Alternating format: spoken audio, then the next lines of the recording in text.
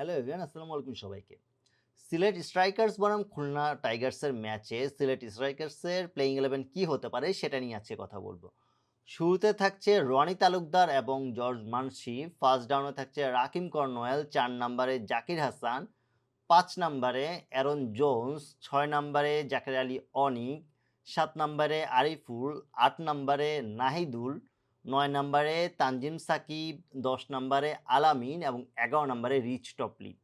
এখানে তারা চাইলে কিছুটা চেঞ্জ জানতে পারে, নিহাদুজ্জামানকে খেলাতে পারে, বাট নিহাদুজ্জামানের পারফরমেন্স খুব একটা ভালো না দেখে তাদের আলটিমেটলি আলামিনেই থাকতে হবে, তাদের খুব একটা অপশন নেই। এছাড়াও তারা আল্টিমেটলি পল স্টার্লিংকে খুব একটা খেলানোর চান্স নেই, যেহেতু রাকিম কর্নওয়েল অলরেডি ভালো খেলছে, জর্জ মানসিও ভালো খেলছে। আপনার মতে প্লেইং 11 সিলেট স্ট্রাইকার্সের কী হবে সেটা কমেন্ট করে জানাবেন। ভিডিওটি ভালো লাগলে লাইক, কমেন্ট, শেয়ার এবং সাবস্ক্রাইব করে পাশে থাকবেন। আল্লাহ হাফেজ।